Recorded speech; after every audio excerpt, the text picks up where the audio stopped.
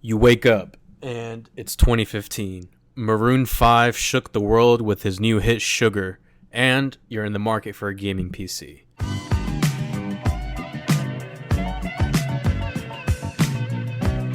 The first thing I threw at it was Minecraft. Anything can run Minecraft.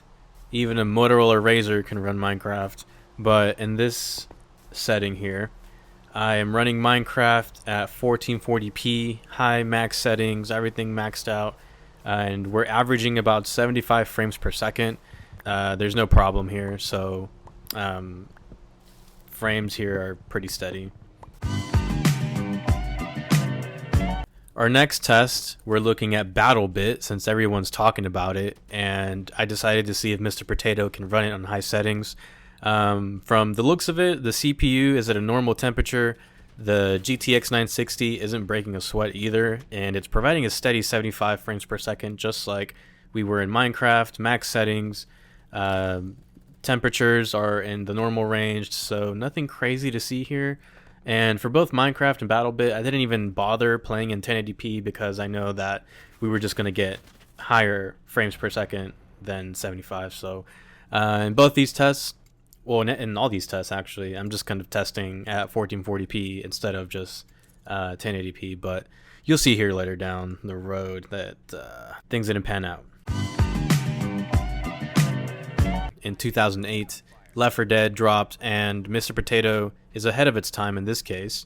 So again, we maintain a steady 75 frames per second average here. There's no hiccups, and I mean temperatures are fine again. Playing on ultra settings, 1440p.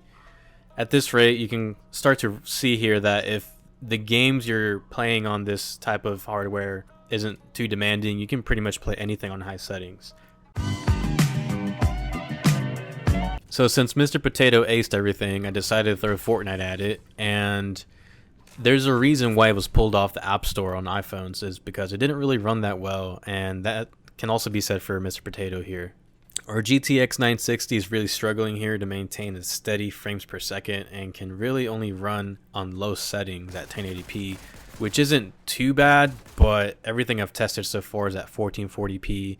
And on those settings, even on low settings on 1440p, we're averaging about 36 frames per second, which is abysmal if you ask me. This is what made me realize that I really need to beef up Mr. Potato. I would argue that Warzone is unplayable at 30 frames per second. Even on low settings at 720p, Mr. Potato just meets his match, and he can't really run on anything. So I didn't even bother to try 1440p just because I did try it and it didn't run at all. It crashed, and so I could really only run at 1080p, super low settings, 720p, and I would get 30 frames per second. So these two games, both Fortnite and Warzone, really show how old this PC is. But if you're playing things that aren't that intensive graphically, then this thing can still run it, which is pretty impressive. In my opinion, if it's something that isn't too graphically challenging, I think the Potato can handle it, but once you start trying to play AAA games, that's where we see a problem. But on the next video, I'm going to be beefing up Mr. Potato and seeing if it really makes a difference. I have seen a few i7s on eBay that I'm thinking about putting in there. Maybe another graphics card with some more VRAM in there. The 960 I have only has 2 gigs of VRAM, and the other option I could have sprung for was a 4 gigabyte. But most AAA games are asking for at least 8.